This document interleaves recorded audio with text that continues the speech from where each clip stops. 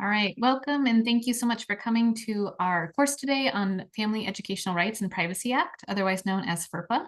My name is Melissa Kalman. I am here with my colleagues Wafa Ahmed and Marco Gonzalez, and we will give our presentation to you now.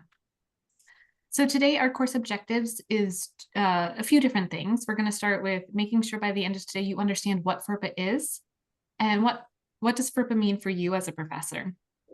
Further, we're going to make sure you're able to assess what is identifiable health information, otherwise known as PII, and also assess, are you able to understand or be clear about when a FERPA violation has occurred, and then be able to respond to that FERPA violation.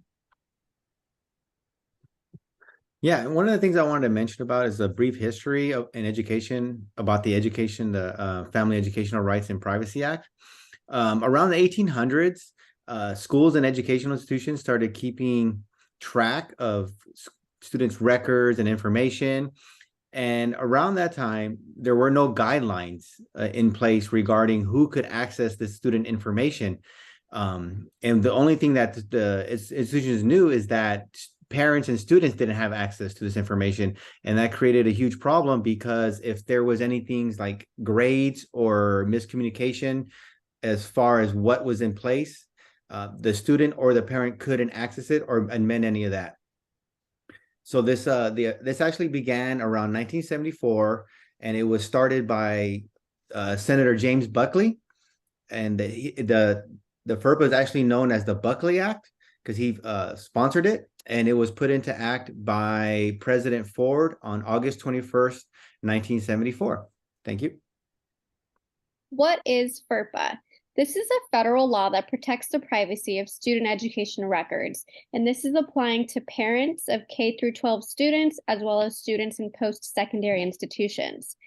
There are two purposes of FERPA. The first one is that it's going to give students and parents more control by providing the right to review and request amendments to their educational record. And it's also prohibiting educational institutions from disclosing personal identifiable information in education records without signed consent. Who is FERPA training for? It's for students, parents, and faculty, which is what we will be focusing on today. All right, so what does FERPA mean for you as a professor? So in your day-to-day, what it means is you should really use and access PII or personal identifiable information only on an as-needed basis. Do you really need this information to do your job? Then excellent, you are able to access that. If you don't, then you don't need to.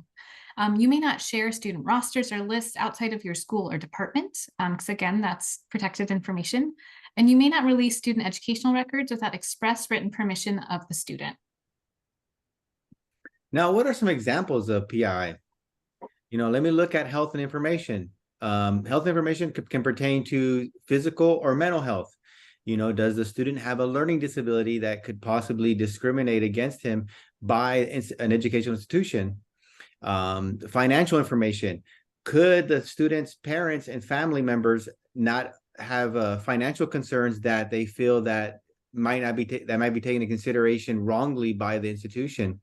Disciplinary actions.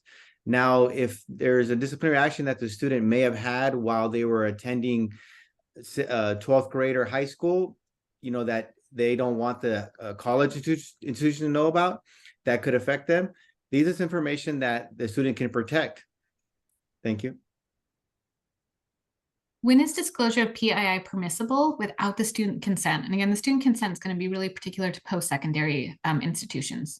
So if the faculty or university as a whole has concerns regarding health or safety of that student in question, then without a doubt, that safety is going to come a priority and you can disclose some PII as needed.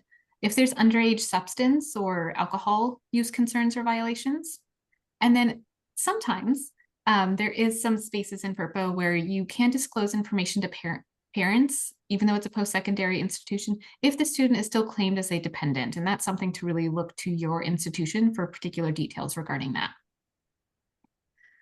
So what to do if you find out FERPA has been violated or you've had an accidental violation yourself, something happened to your laptop or something like that.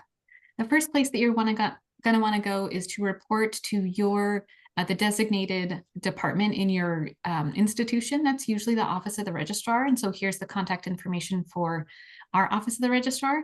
And then you can also report complaints or issues to the U.S. Department of Education, and there's their contact information there.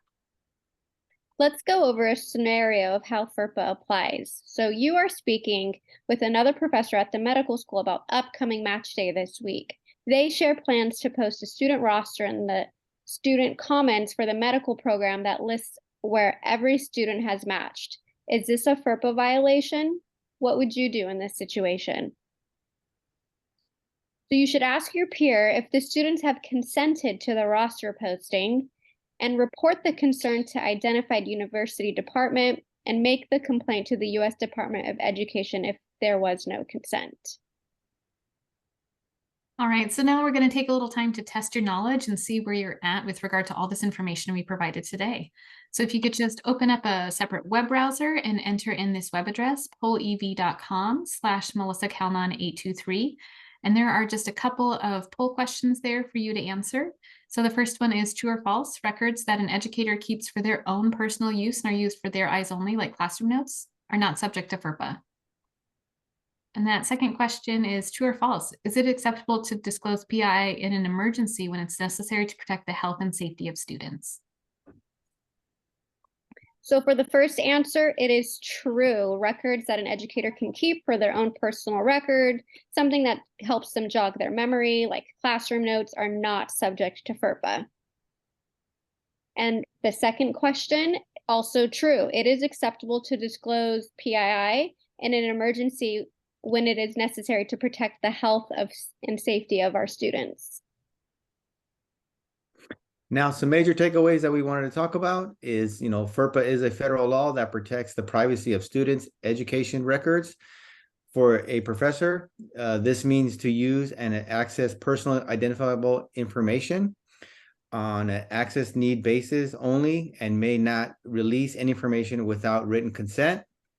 PI includes admissions records, etc. If a FERPA violation has occurred, follow these instructions.